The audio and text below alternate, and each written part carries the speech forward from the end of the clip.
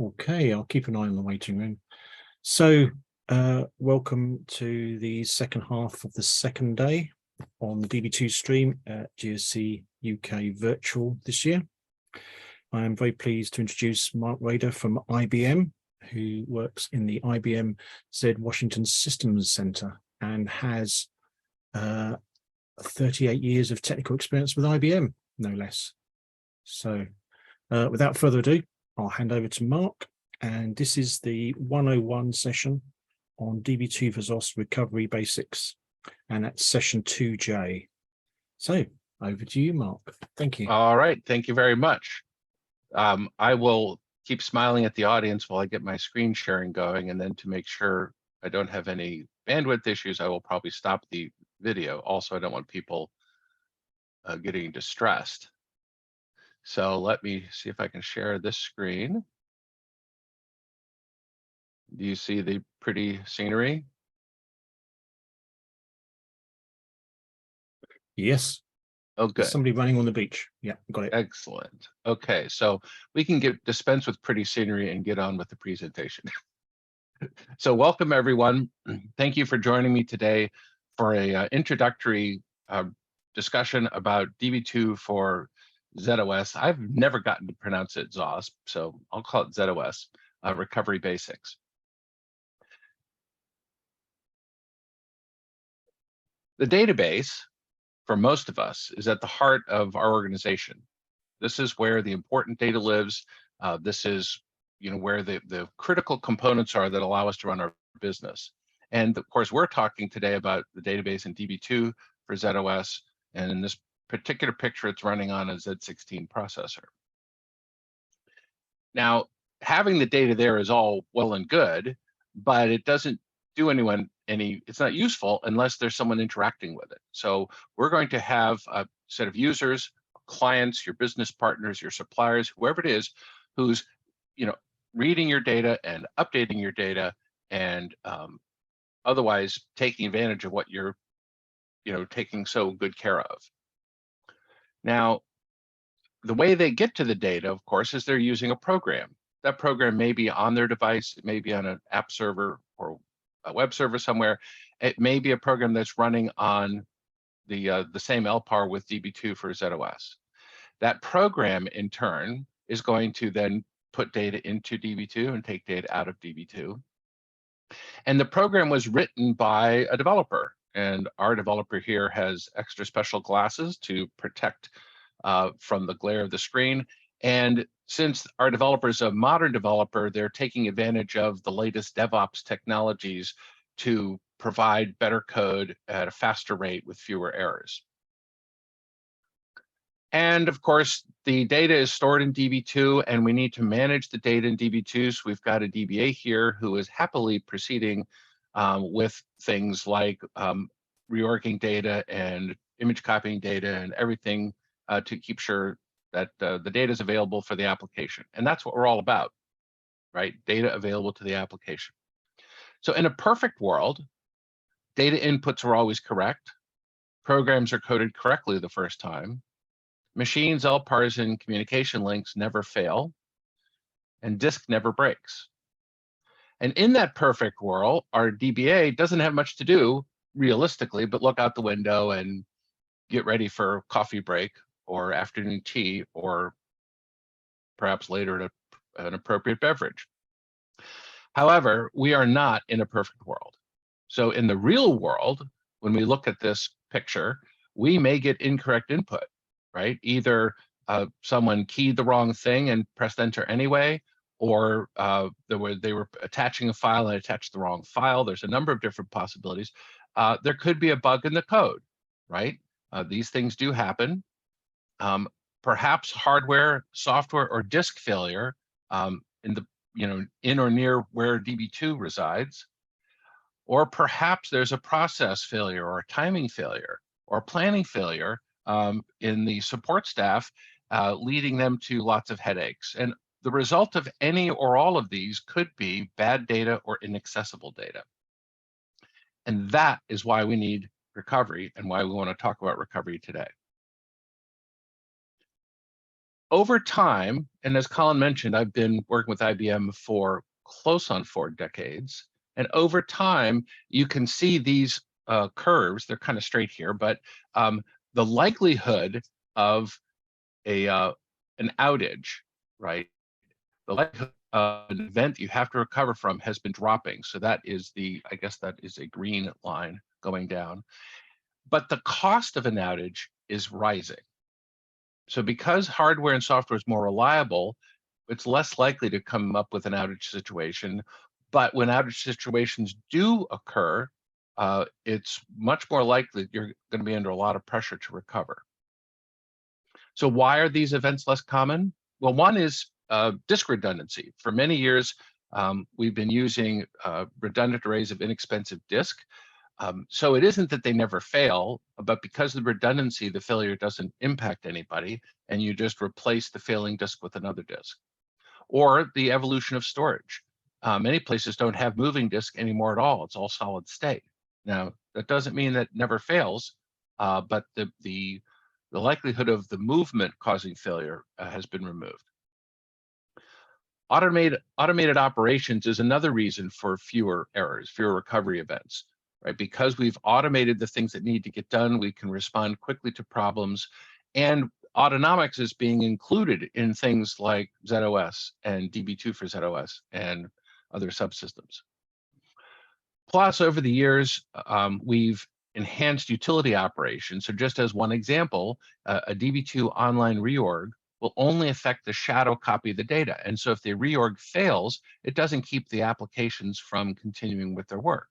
When you get to the switch phase, then we get the real data alive for the application. And meanwhile, we've somewhat separated the reorg operation from our regular application access. Now, why is it that outages are more painful? These are just a few examples from a couple different industries. If your main interface to your customers is via website and there's an outage, either to your system or the website or something in between, people can't get to you. You may lose customers, and that may be permanently. If you're dependent on supply chain, an outage could mean that you can't quickly fill your inventory and end up with an out-of-stock situation. An awful lot of supply chain is targeting just-in-time delivery. And if you can't manage that, that's going to end up with a business problem. If you're in manufacturing, right, there's a lot of automation and digitization in factories these days, and an outage there could mean idle assembly lines or other problems, right? People, getting paid but not producing any goods. And finally, in this example, in the financial sphere, if you're managing investments in securities, an outage could delay the execution of a trade. And in that case, depending on where you are and what the rules are, your company could be liable for the losses sustained. And so that's a very big concern. All of these say we really need to recover quickly and effectively if we have a situation. So with that background, what I'd like to do as my agenda today is talk about types of recovery, talk about the Db2 resources that are available to help you with recovery, go into a few details about recovery, and then spend a little bit of time on Db2 recovery tools and utilities. Now, I know I'm not supposed to talk about specific tools from specific vendors, so I'm going to describe categories of tools and the kinds of things they can do for you. And I don't know if we have a virtual expo as part of this conference, or if you'll have to wait for your next in-person conference. But I know the vendors of the various tools will be at the expos with lots of glossy material to explain how their tools can help you. So let's start with Db2 recovery types. This is my view of it. Right? Other people might divide things up different ways and have different variations, but my view of it is we've got physical recovery, and that would be where you're trying to recover data that was lost due to a disk failure or Db2 or system failure, or maybe a site failure. So that would involve physically recovering data. And then the other broad category is logical recovery. The idea here is maybe there was bad input, or the wrong file was used, or there was a bug in the code, or a human ran the wrong, put the wrong data into the load or whatever it was, right? These are all things where the data is still there. You can still access it. It's just wrong in some way. Now, for these kinds of recovery situations, there are three broad categories of recovery actions. One is recovery to current. The idea is to bring the data based on what resources you have available to the latest possible state. Bring it as close to the current point in time as you're able. So good examples of this would be crash recovery, right? A DB2 failed and you restarted DB2, and if nothing else went wrong, DB2 as part of restart is going to bring the data back up to as close to right now as it can. If you had an LPAR failure or a system failure, similar sort of things, right?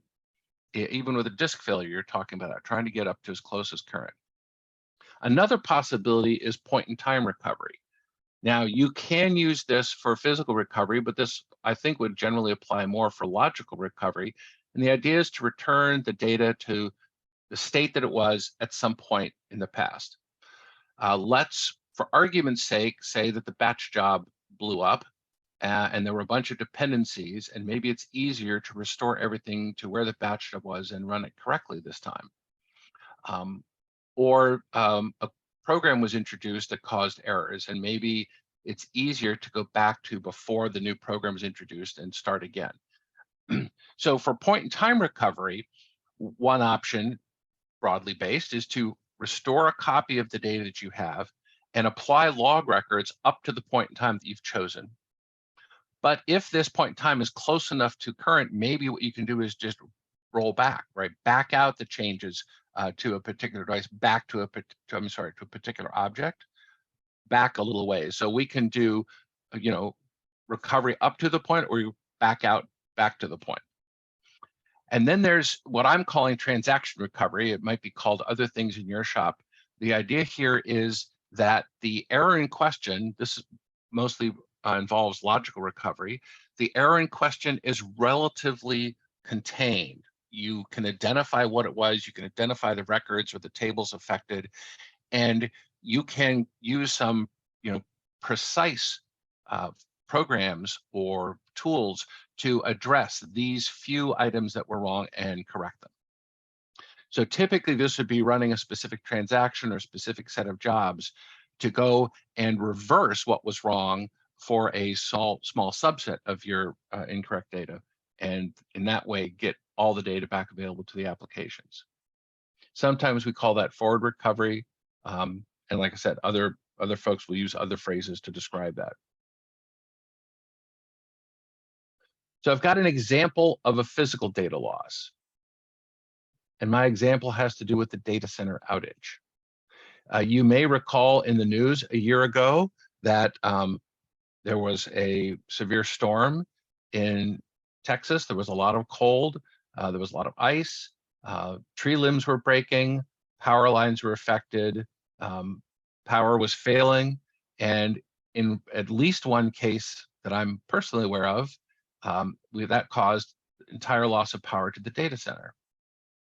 Not only did the data center lose power, but the backup generators didn't kick in because the diesel fuel was sludge. It was so cold that the diesel fuel wouldn't flow and burn. So that causes complete application outage, right? All the applications in that environment were not running. The support staff was also impacted. They had no visibility to what the problem was, and they couldn't do anything to, when they answered the phone at the help desk, there's nothing they could do, right? We're just done. There's nothing happening. So that requires physical recovery. In this particular instance, that means restoration of the data center, either of that data center or finding wherever the disaster recovery site is and bringing service back online at that site.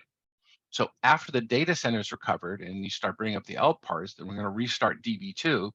And then, depending on the situation, how much of the data that was running at the data center that took the outage, how much of that data is available at the recovery site, then you try and restore or recover the data as current as you can.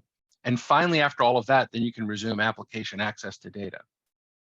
So that's an extreme case of physical data loss. My logical data loss example is a little different. In this case, where incorrect data was applied to the database. Now, why might this happen? Well, there's a lot of possibilities. These are just a few, right? I mentioned before, got the wrong input file, client or user, supplier, whatever, made an error. There was a bug in the program that hadn't been discovered yet, or a batch program that normally runs just fine had so much input that it ran long and ab-ended at a place that it normally doesn't ab-end. So then the next thing that has to happen is discovery of the problem, right? Sometimes you don't discover a logical data loss immediately upon its occurrence.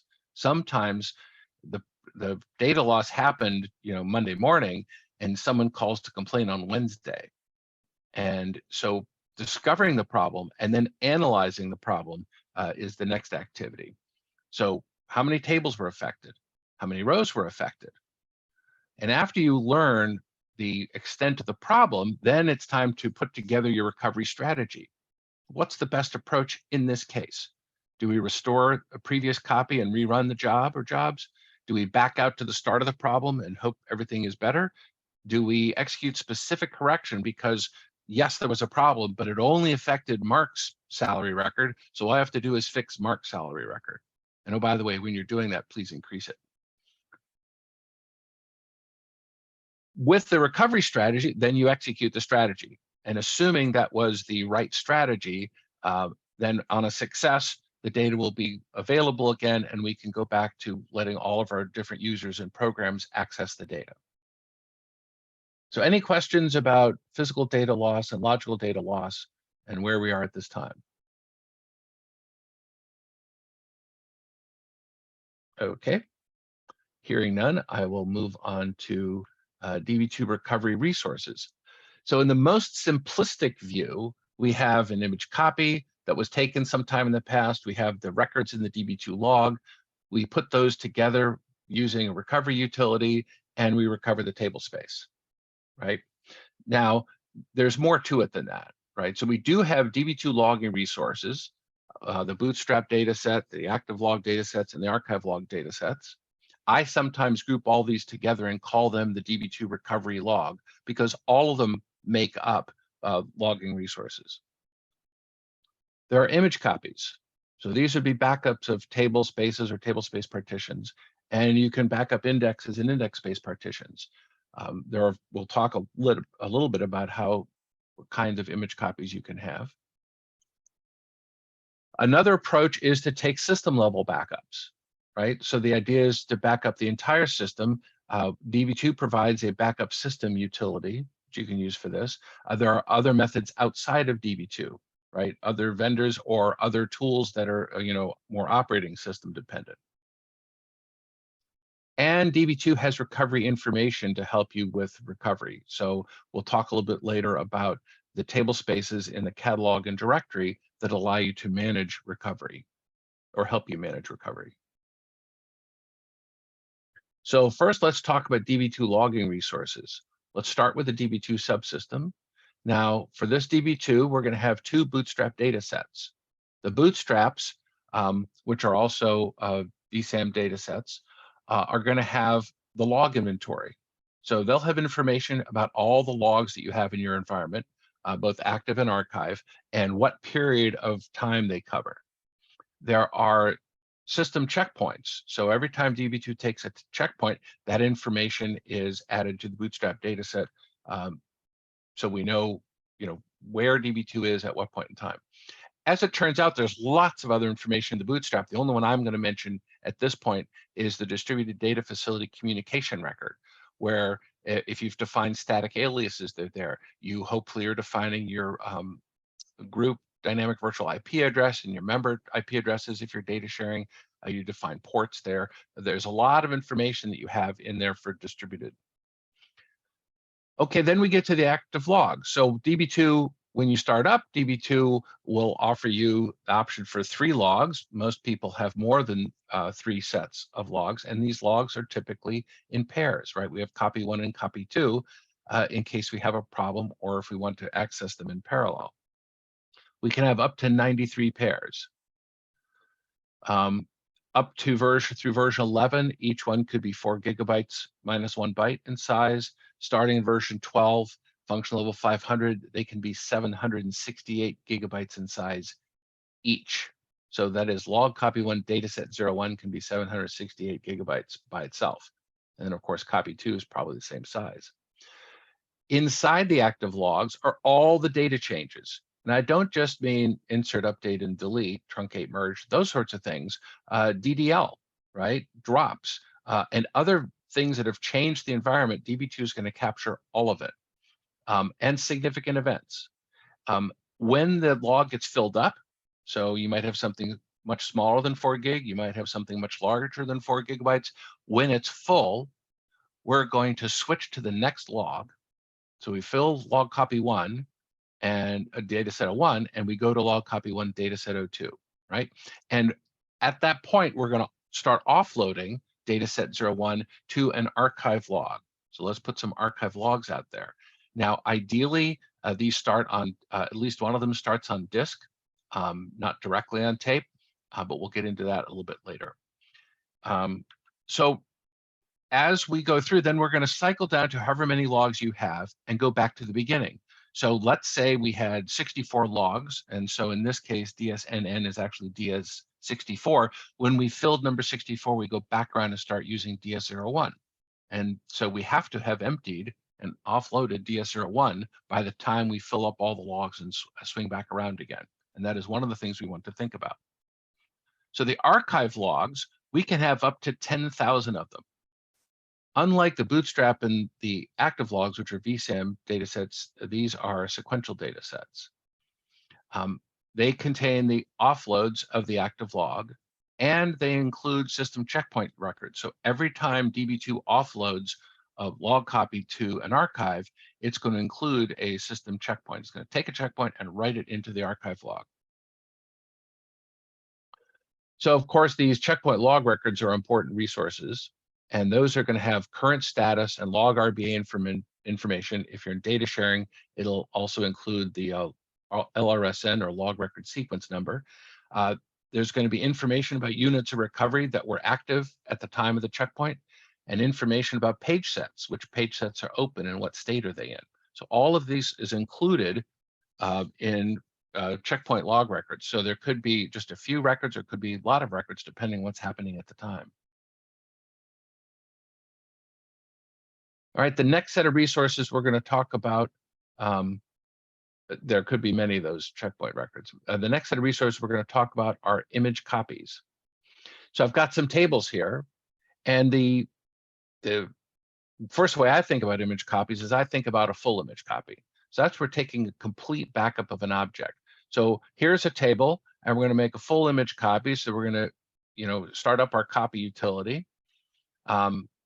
And we're going to create a full image copy. It's going to look, I've called it a tape device. It doesn't have to be a tape device, right? You can copy it to disk. And so we now have a full image copy. So it's got everything we need to restore that table in that image copy. What if we have an object where only a few pages have changed? Do we really want to take a copy of the whole thing?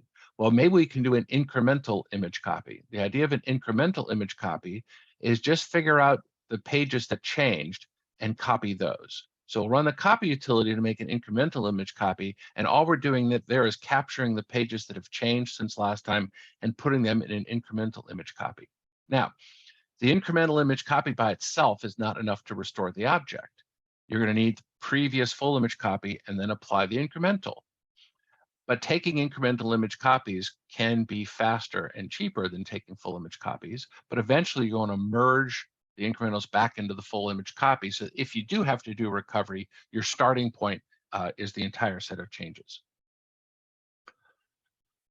Inline copy is something that can be done. Typically, this is going to be part of another utility execution, right? So for example, a reorg or a load, you can run an inline image copy. While the load or reorg is running, it's accumulating everything to build an image copy. And that means you don't have to separately schedule a copy job. So you finish the load or finish the reorg, and you have a full image copy ready to go. Another option is flash copy. Flash copy, it can be done in cooperation with Db2, but it's not Db2 doing the work here. It's the disk controller using flash copy. A number of storage vendors have licensed flash copy technology from IBM, and others have a similar approach for their storage environment. But the idea is there's an immediate copy.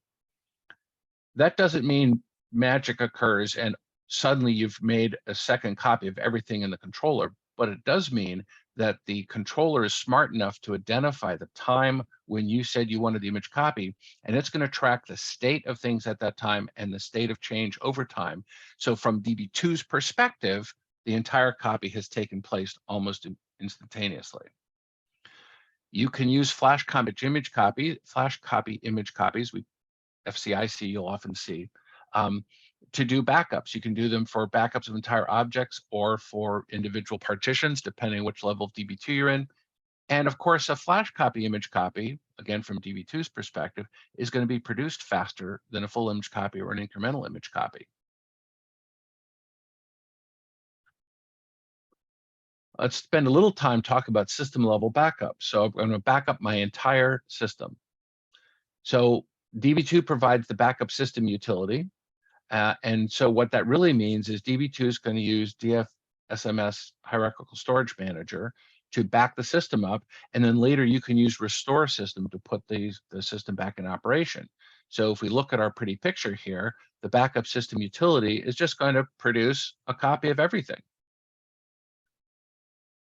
There are non-DB2 options. Right? Backup system utility is a DB2 utility. There are other approaches outside of DB2 that we can use to dump everything together, right? There are a variety of solutions in the marketplace that do similar things. We're going to identify a set of resources and back them all up really quickly and then be able to restore them all together.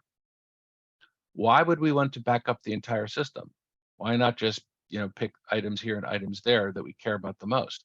Well, there's a number of reasons. First of all, if you do a system level backup, you're getting a comprehensive backup in one single action. So that reduces a lot of the things you have to manage. This is a good thing if you're doing a hardware migration, right? If you can afford to take an outage, but only a small outage, you back up your system, you roll in the new hardware, you restore the system, and you're back up and running much more quickly.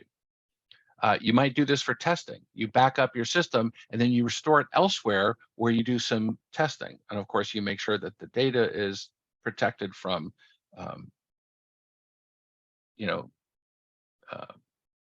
evil actors so that nobody gets at your precious data. But it allows you to do effective production level testing, right? You have enough data to make your tests worthwhile. And there are lots of other reasons why we might back up an entire system, right? You might want to restore it at a remote site in case something interesting happens. Okay, let's talk about DB2 recovery information.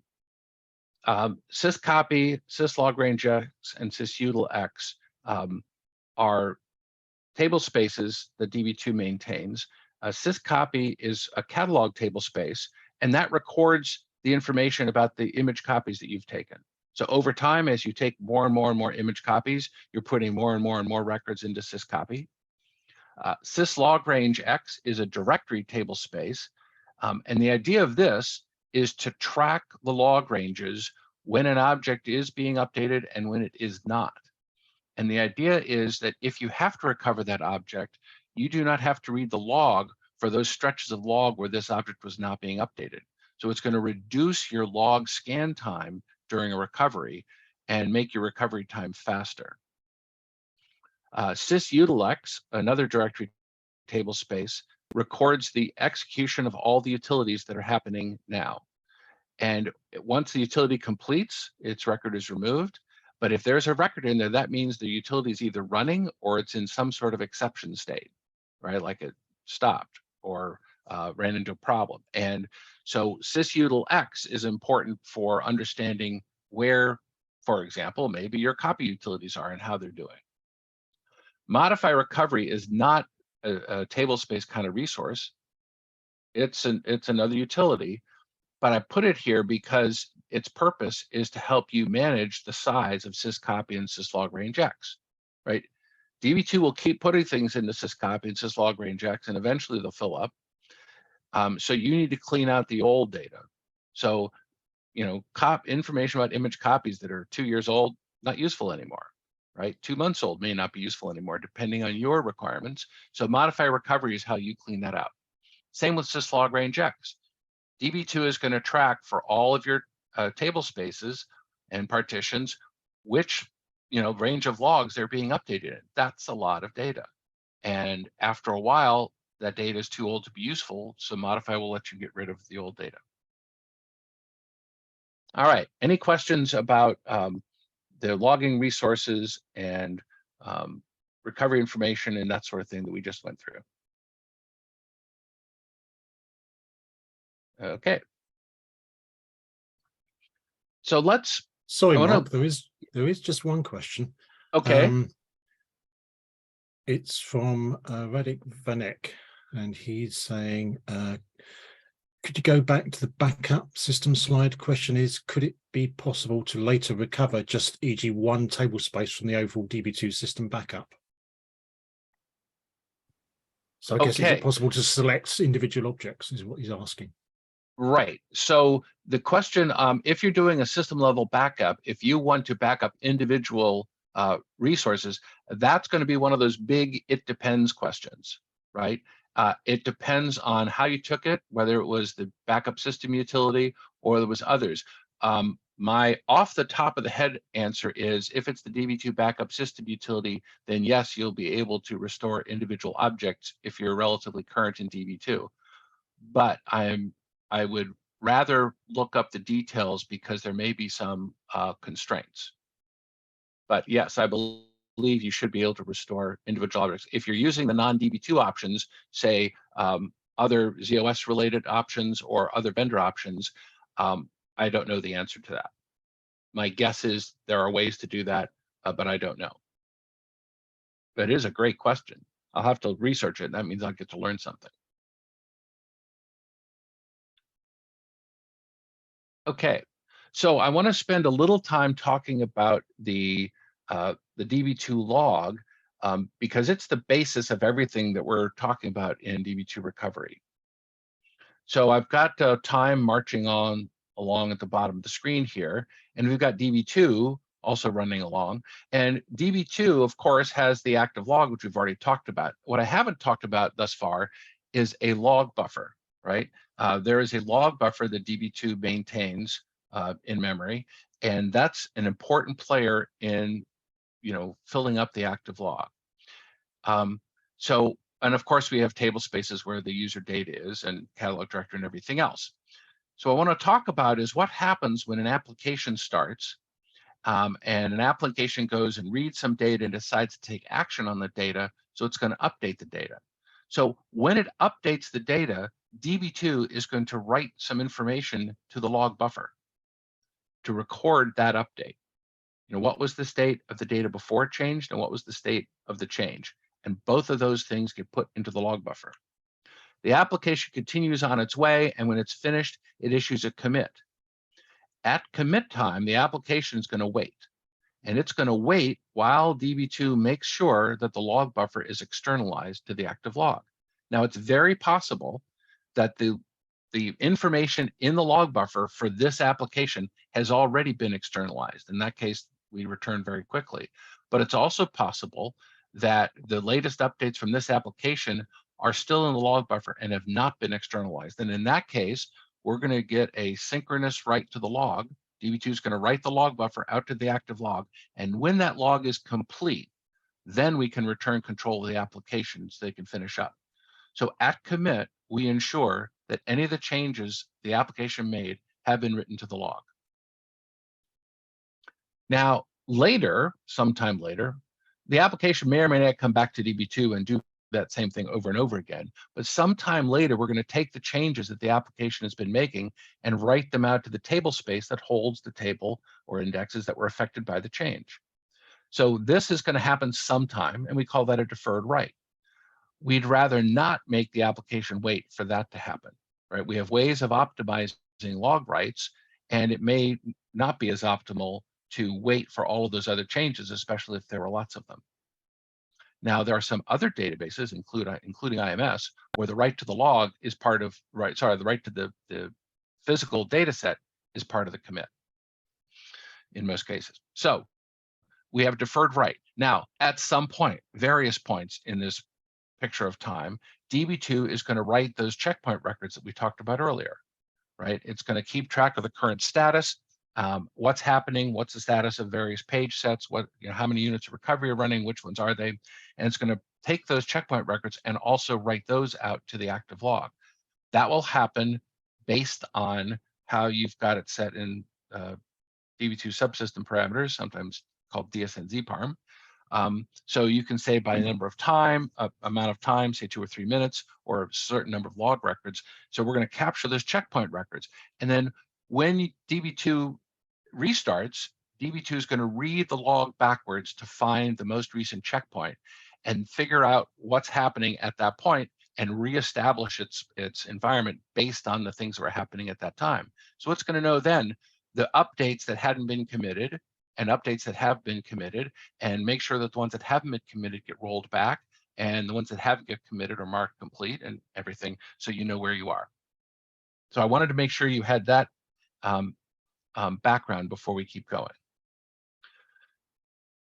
There are so many things to talk about with recovery. I thought I would spend a little bit of time on best practice rather than going into vast quantities of detail.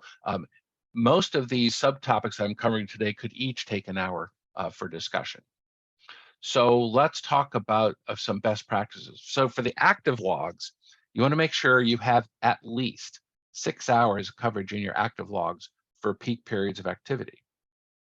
Now, if you look in the DB2 12 and later documentation, you will read that it suggests 24 hours. And yes, 24 hours is even better.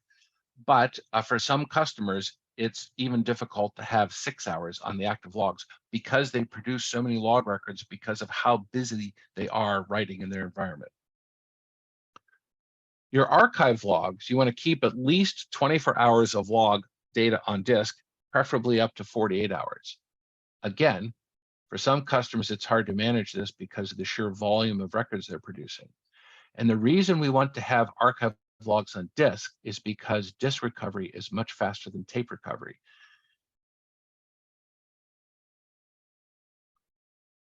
The bootstrap, there's a subsystem parameter maximum archives, or maxarc, that specifies the number of archives that DB2 is tracking. I suggest you not skimp on those. The DB2 13 default for maxarc is 10,000. That's how big the bootstrap, that's how many records of archive logs a bootstrap can hold. And you're thinking 10,000, boy, that's taking a lot of space. Actually, no, the bootstrap is a very small data set. And even if it's managing to track 10,000, copy 1 archive logs and 10,000 copy 2 archive logs, it's still, in the grand scheme of things, a small data set. And you don't want to be in a situation where you've lost track of the archive log that you need for recovery. We were recently looking at a customer who has as a guideline keeping 15 days of archive logs, but the way they have maxarc set, they can't even keep 7 days. So that's an important thing to keep in mind. So why am I harping on about these values? Well, as we said earlier, speed of recovery is crucial. And so you want as much data available as close to DB2 as available in case you have to do a recovery. And these numbers are based on experience working with many customers. I'm not saying my experience, I'm talking about DB2 SWAT team starting doing this long before I got involved. And so we've accumulated over time that these are numbers, absolute numbers that you really want to make sure that you're able to achieve in your environment. All right, some more considerations. The catalog and directory, right? You need to make backups of those. Most large organizations back them up at least daily. I know some that are very busy who back them up 4 times a day. Why is that important? Well, if there is a problem and you have to restore DB2 and recover part of the catalog directory, and you're logging a lot, you want to make sure that you have a small number of log records as you can to recover. So having 6 hours worth is better than 24 hours worth. What about your user objects, right? You've got a wide variety of objects that what we think of as users, that your applications are using, right? So how often do you need to back those up? Do they need full image copies? Can you do incrementals? And of course that answer is it depends, right? Of course it depends.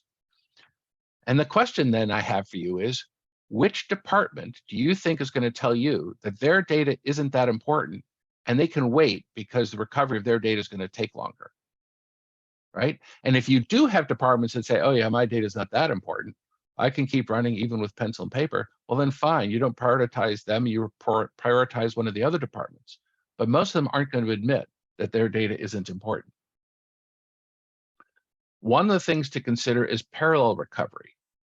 If it turns out that you have to do physical recovery of several objects, or even logical recovery of several objects, you might want to recover them in parallel. So you can run recover jobs in parallel. Now, this can work really well as long as any archives that you have to access are on disk.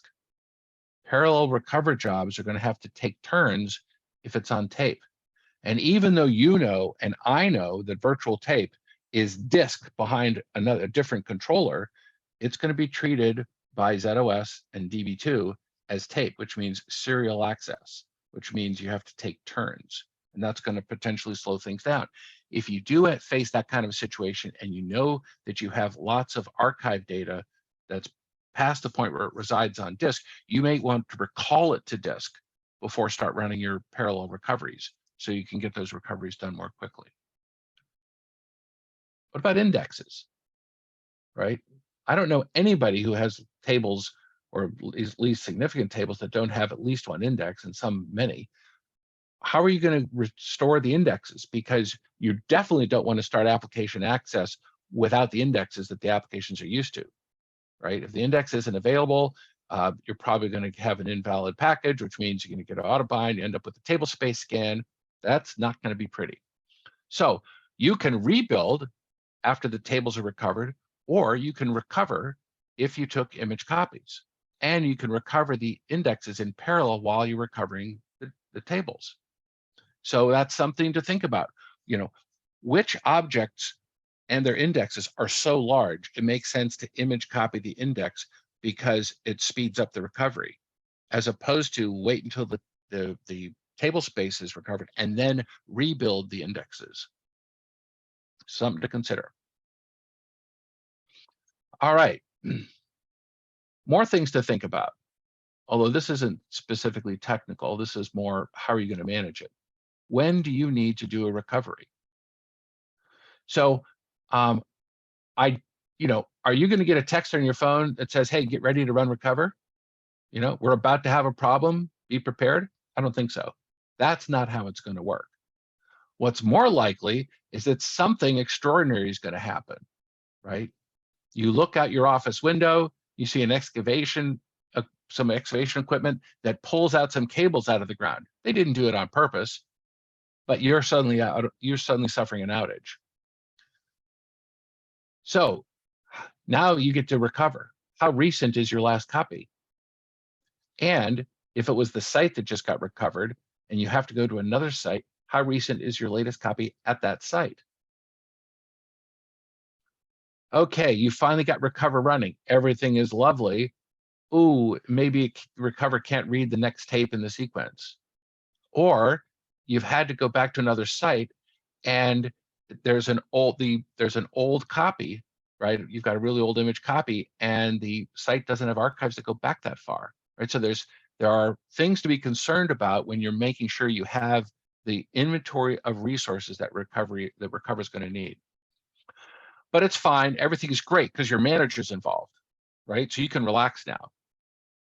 Your manager got to the other site first, and they're fully capable of running all the jobs in the correct order, right? or your manager is yelling at you over your mobile while you're trying to focus on the task at hand and determine which of these things I have to do first. Or your manager has already told the vice president the service will be restored in 5 minutes, and you've just pulled into the parking lot at the remote site. So there are a lot of things to think about when you build your recovery strategy for your system and your application objects.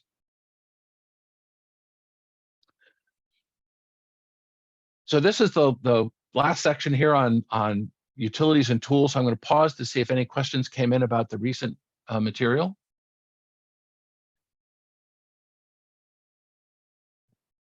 Okay. Mark, there's no more questions coming in. All right.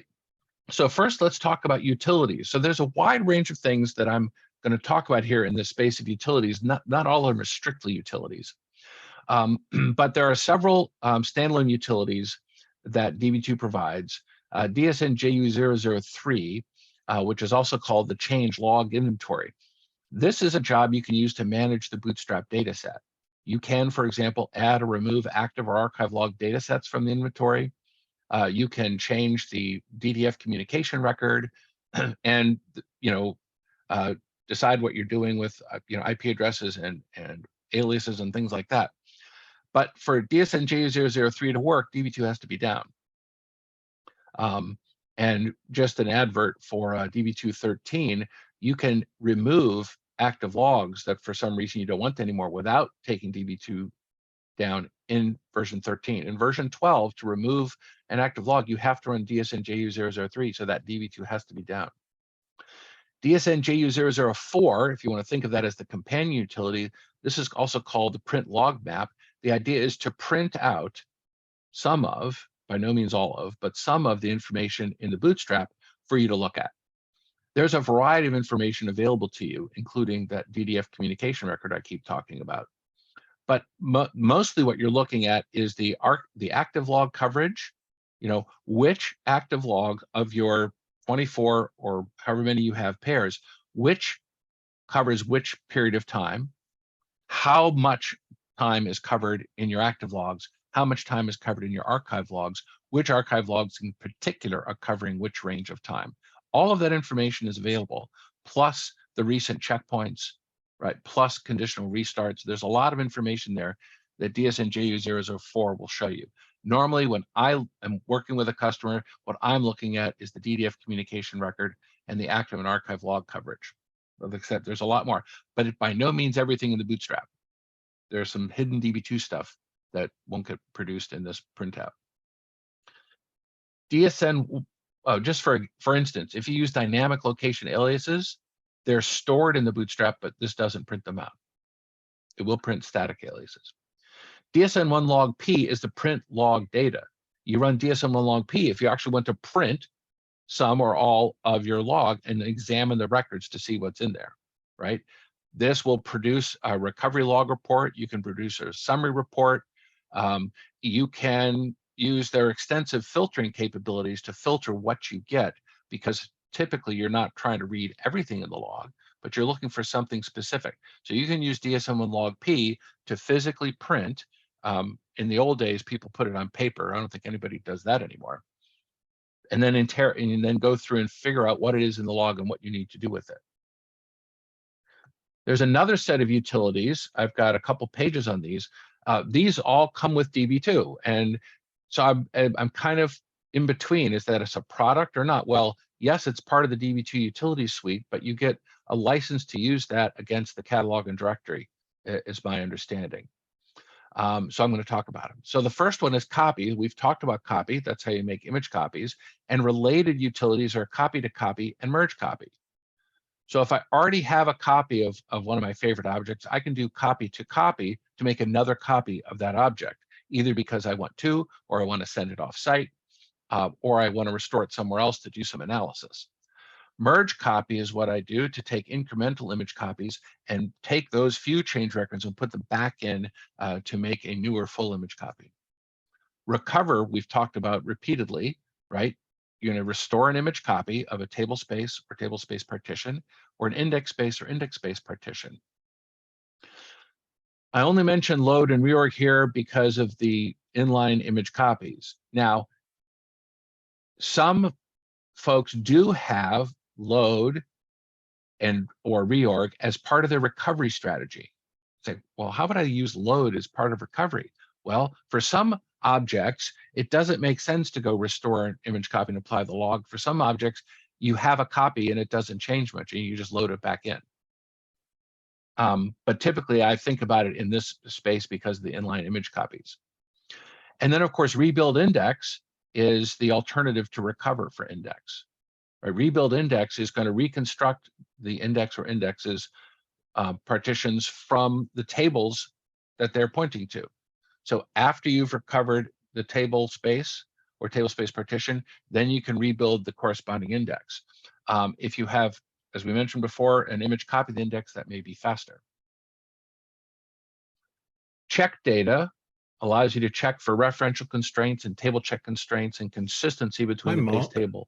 Yes. There's a couple of questions coming. Okay. I think one of them is going to be really difficult to answer. Excellent. But the other one is quite an interesting. Well, they're both interesting questions. Okay. The first one is, how many active logs should be allocated and what should be the size? How do you decide on the size of active logs? So that is an excellent question. So how do you decide on the size of the active logs? So that really depends on how much logging you're doing. You remember my suggestion that somewhere between 6 and 24 hours of active log on disk is what you want to target. 6 as an absolute minimum. So if you're logging heavily, then you need large logs and many of them. I know of a few customers that have 93 pairs of logs at 4 gigabytes, and they cannot achieve 6 hours of coverage. So they are in the process of taking advantage of the increased log size offered in version 12. So they can have 768 gigabytes per log. They're not going to make them that large, but they can. So, and then maybe your next question is, well, how do I know how much I'm producing? That's what, I'll go back here. That's what DSN-JU004 tells you. You can also use your SMF records to see how often you're writing how many log records and how many log CIs you're creating, and you can calculate it that way. But what I do is I look at the output from DSN-JU004, and I can see, of the various log data sets, let's say there are 24 active log data sets, DSN-JU004 will tell you the oldest RBA covered and the most recent RBA written and the times for those. And so you just compare the times. And if you have less than 6 hours, then you need to make either more of them or bigger. And if you have over 24 hours, then you're fine. So hopefully that answered that question. And the second question is it possible to use DSN1 print, for example, to list contents of DB2 checkpoint, like open page sets and committed units of recovery? Oh, hang on, or brackets DSN1 log P. Okay, so DSN1 print, I don't know if that applies to checkpoint records. I've used that typically to look at the contents of a table space, right? To print a particular page if for some reason I want to interrogate that particular page. I have no idea if DSN1 print will work on the log. DSN1 log P should tell you all of that stuff about what's in the log, because DSN1 log P is formatting the log records, and included in the log are system checkpoint records. So I believe the answer to that is yes. If you use DSN1 log P, you can interrogate the checkpoint records to see the status. For example, was this table space in recover pending at that time? So I'm going to go with that answer. Thanks, Mark. That sounds good. We'll see if I win the millionaire quiz, right? Where was I? Oh, check data. Check index you would use to make sure that your index is consistent with your data, and then check lob checks for the structure of your lob data sets and potential invalid lob values.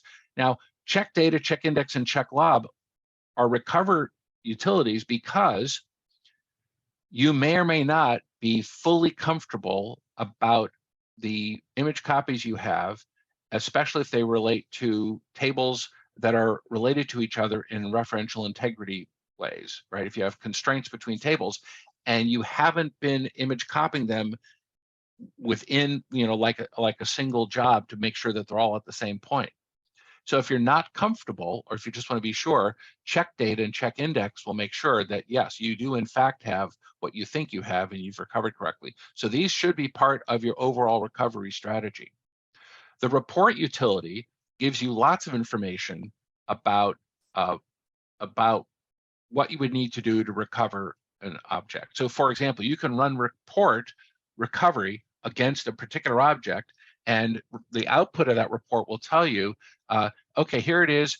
These are the most recent image copies you have. This is how far back they go. And yes, we have log data to bring you from there to current. Or the unfortunate answer is, you can't recover this object because your image copy is so old, there's no log data between now and then, right? And so report is very helpful as you plan your recovery strategy to see which objects you're in good shape on and which ones you need to be more careful and maybe take action and take some more copies. It's also useful when you go to exercise your recovery. And now I'm going to talk briefly, and I'm unfortunately very briefly, about tools. Again, I'm not going to name specific tools. I'm going to describe categories and types of tools, and there are a number of vendors who have these tools, including IBM. And if there is a virtual, whatever we call the meet and greet in this conference, then the vendors will be happy to give you information. But at the next in-person conference, I'm comfortable the vendors will be there and will have glossy materials to show you about how they can help you. So the first category I think of as scrape the log. So these are tools that will do just what the last question was about, right? Go and interrogate the log and find information there. But they're intended to make it easier than using DSM-1-logp, right? The idea is they are going to go back and read log records, potentially in gory detail. And these tools can be used for a variety of things. I've just got a few of them listed here. One of them is auditing, right? I want to see who it was who's been doing what to my favorite objects. And I can go read the log and see who's been doing what to my favorite objects. I can scrape the log if I'm trying to do transaction or forward recovery, right? I've decided that the logical problem I had in my data is very limited, so I can identify exactly those 3 or 4 transactions that caused it, and I can fix them.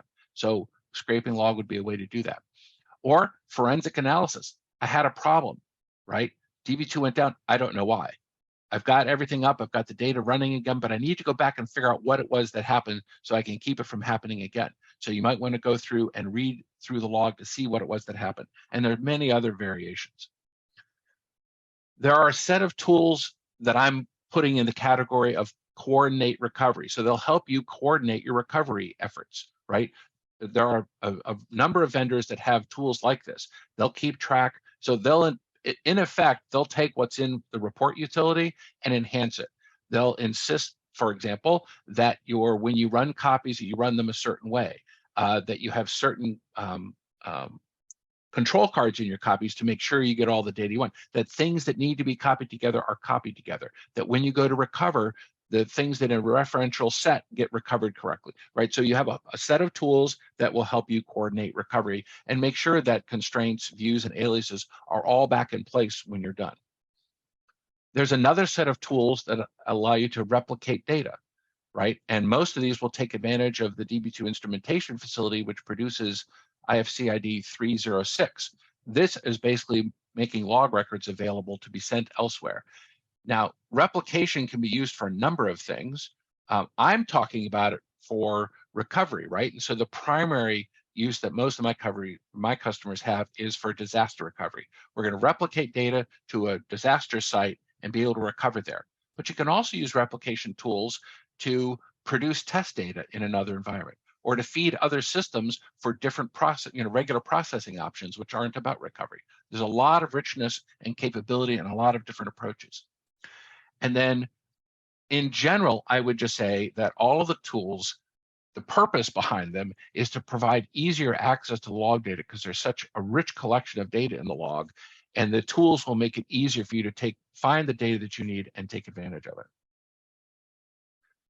So I have a quick summary.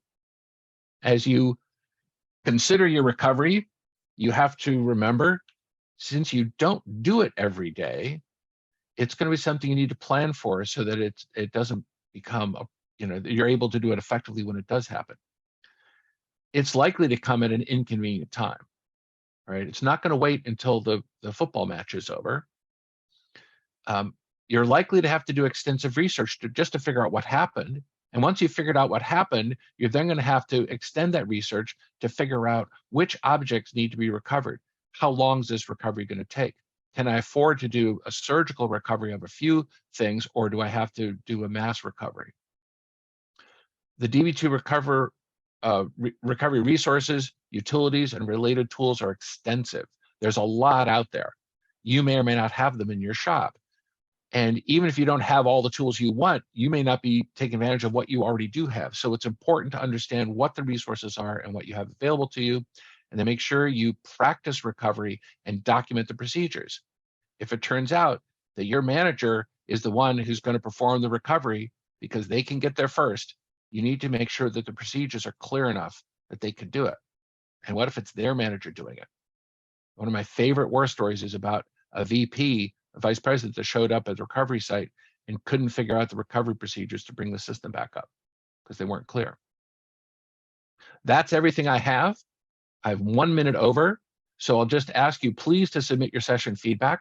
That allows Colin and Marcus and the rest of the GSE UK team to decide which sessions to offer in the future. This session was 2J, and I did not fix the NN. Oh, that's naughty. But when I create this PDF and upload it, it will have the 2J in that space. If you think of questions later, please let me know. It may take me a while to get back to you, depending on other workload, but I'm always interested to hear what your questions are and very interested in your feedback. So thank you very much for your attention, and I will turn it back over to Colin. Thanks, Mark. That was brilliant. There is actually just one question. Okay. I don't know whether this is going to be quick or not, so I'll raise it and see what you think. It's an interesting one. Hang on, chat's gone. Where's my chat gone? I can't. Oh, here we go. It's not coming back. That's strange. Anyway, I think it was about using flash copy with reorg index. Have you heard of any customers using flash copy with index reorgs? Flash copy and index reorg index. So reorg index isn't going to use a flash copy because reorg index is going a reorg index. Yeah. Reorg index with a flash copy. I thought you said rebuild. No, it was reorg index with a flash copy. I don't know. I would have to look into that. Off the top of my head, when I think of reorg index, I think of taking the existing index and unloading it, sorting it, and putting it back. And so I don't see where flash copy fits in that, unless you're using the flash copy to copy the index. Yeah, it's when the copy yes is on the index. I think, and then applying the log to the reorg index based on that point. I really don't know. I would have to look into that. Okay, thanks, Mark. If you bear with us, there's just one final question here. Lewis is saying we have EMC storage. We execute today's snapshot of full DB2 with success. We would like to test snapshot for tables. Any experience? So that's using EMC storage. I do not have personal experience with EMC storage, so I cannot tell you about their snapshot capability and used to just bring individual tables back from a full system level backup in effect. So I don't have any personal experience. I would not be surprised if some of my customers I work with have, but none of them have asked, I've not talked to anyone about that. Sounds like a good question for a forum of Yep. Db2 experts and see what we've got. Yep. Okay. Well, thanks very much for that session. That was really thorough and really interesting. So thanks again, Mark. All right. My pleasure. And I really enjoyed putting this material together. It gave me a lot to think about. And one of the things it made me think about is I need to find someone else to take some of these topics and dive another hour into each of the subtopics, because there's quite a few we of look them forward that we to could those. spend a lot of time on. Yeah, look forward to those, Mark, as always. Right, we've got a 30-minute break now. And after that, at 3:30 on the DB2 stream, we've got Anna McKee talking about continuous delivery. All right. So Talk to you then. thanks very much, everyone. Catch you after the break. Cheers. Bye-bye.